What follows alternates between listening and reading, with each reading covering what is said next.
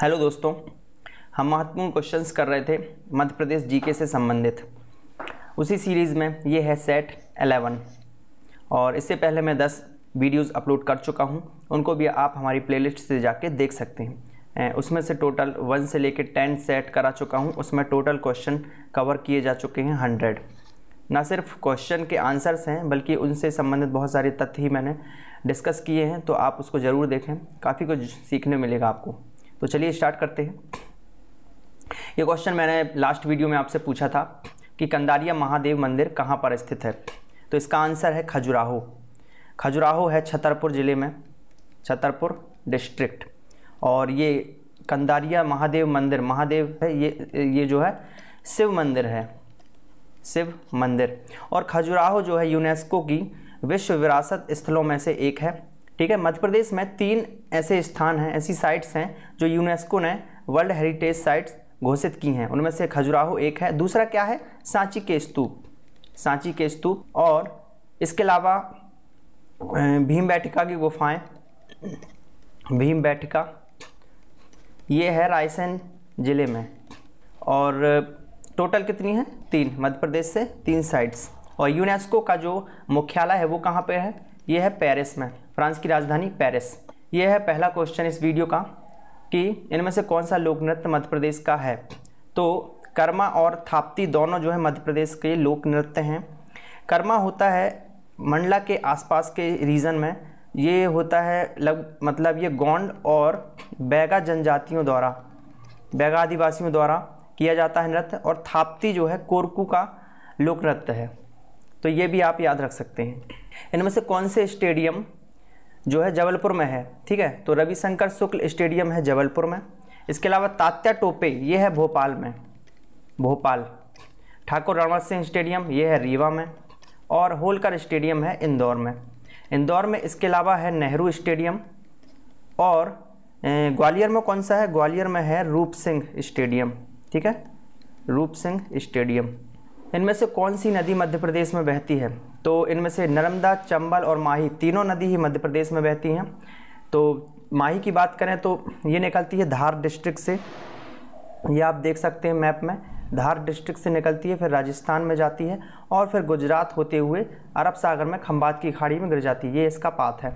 ठीक है, और ये एकमात्र नदी है जो कर्क रेखा को 2 बार काटती है। ये देख सकते हैं, ये कर्क रेखा है, मध्य प्रदेश की बीचों में सेंटर से गुजरती है। और माही नदी 2 बार कर्क रेखा को काटती है। तो ये एक अपने आप में जीके का प्रश्न है। दूसरी बात, मध्य प्रदेश कहाँ कहाँ जाती है? तो ये मध्य प्रदेश धार से निकलती हुई माही नदी जो है धार मध्य प्रदेश के अलावा राजस्थान, गुजरात और फिर खंबात की खाड़ी में गिर जाती है अरब सागर के पास। ठीक है, बात करें चंबल नदी की, तो चंबल नदी निकलती है महू के जानापाव पहाड़ी के पास से। ठीक है, और फिर इसके बाद राजस्थान में जाती है। राजस्थान के बाद यूपी में यमुना नदी में मिल जाती है चंबल नदी। और नर्मदा नदी तो आप जानते हैं मध्य प्रदेश की जीवन रेखा नर्मदा नदी, ये निकलती है अमरकंटक से, अनूपपुर डिस्ट्रिक्ट में अमरकंटक की पहाड़ियों से निकलती है। और फिर अनूपपुर में 2 वाटरफॉल बनाती है जिनके नाम हैं दुग्ध धारा। एक है दुग्ध धारा जलप्रपात और एक है कपिल धारा, कपिल धारा। जबलपुर में बनाती है धुआंधार, धुआंधार। और फिर एक सहस्त्र धारा बनाती है खरगोन के पास, खरगोन में। तो ये सब चीज़ें याद रखना नर्मदा नदी के बारे में। फिर ये मध्य प्रदेश फिर गुजरात में होते हुए नर्मदा नदी जो है अरब सागर में गिर जाती है। और भारत की कुछ नदियां ही जो है पूर्व से पश्चिम की ओर बहती हैं। ठीक है, वेस्ट फ्लोइंग रिवर्स। तो ये कौन कौन सी नदी हैं? ये है माही नदी, पहला तो माही नदी, दूसरा है नर्मदा, तीसरा है ताप्ती। ताप्ती नदी भी जो है पूर्व से पश्चिम की ओर बहती है। ये देखिए ताप्ती नदी, ये जा रही है ताप्ती नदी, ये है नर्मदा नदी और ये है माही नदी। ठीक है, इसके अलावा एक है साबरमती, साबरमती। और एक है लूनी नदी, लूनी। तो याद रखिए 5 नदियां ऐसी हैं जो है पूर्व से पश्चिम की ओर बहती हैं।